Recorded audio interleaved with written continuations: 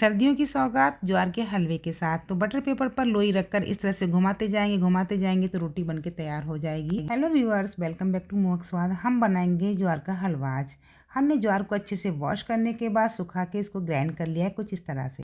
हमने कढ़ाई में 3 गिलास डाला पानी और साथ में हाफ केजी गुड़ डाला है, जो पुराना गुड़ है। पुराने गुड़ से हलवा बहुत ही अच्छा बनेगा। उसके बाद हमने उस गुड़ को मेल्ट किया और उसे छान लिया। इस तरह से छानने के बाद वापस कढ़ाई में डाल देंगे। अब एक थाली लेंगे, उसमें हमने जो ज्वार का आटा ग्राइंड करके रखा था उसको इसमें डालेंगे।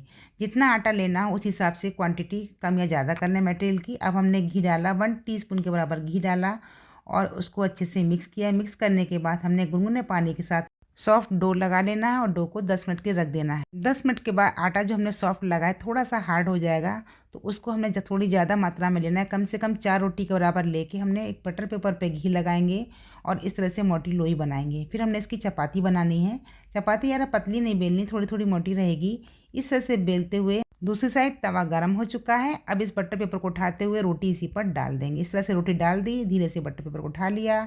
एक साइड रोटी सीख जाए तो इसको पलट देंगे। पलटने के बाद वापस थोड़ी थोड़ी नीचे से और सीखने देंगे।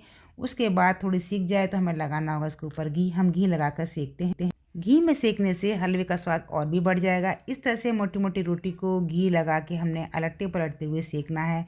जब एक साइड सेक जाए तो वापस फिर से पलट दिया। उसके बाद फिर घी डालेंगे, फैलाते हुए घी डालें और इस तरह से ऊपर नीचे पलटते हुए रोटी को हमें सेक लेना है। जब अच्छे से रोटी सीख जाएगी तो हमें प्लेट में निकाल लेना है। रोटी सीख चुकी है, प्लेट में निकाल लिया है। दूसरी रोटी को हमने तवे पर डाल दिया है। अब हम क्या करेंगे, सीखी हुई रोटी के करेंगे टुकड़े। छोटे छोटे टुकड़े करके हमने ग्राइंडिंग जार में डालना है और गर्मा गर्म इसे पीसना होगा। इसे हम पीस लेते हैं। ग्राइंडिंग जार में डाल के हमने उसको पीसा तो ये इस तरह से मटेरियल बनके हमारा रेडी हो गया है।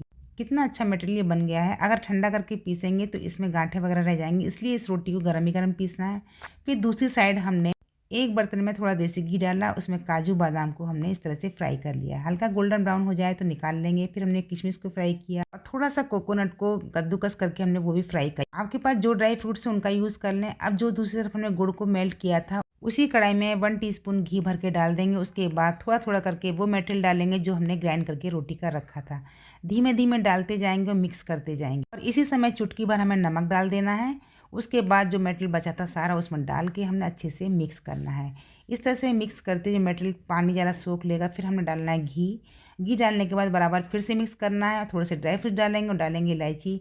इस तरह से मिक्स करते हुए बढ़िया खुशबू के साथ, बढ़िया टेस्ट के साथ ज्वार का हलवा बनके रेडी हो गया। गर्मा गर्म सभी को खिलाएं।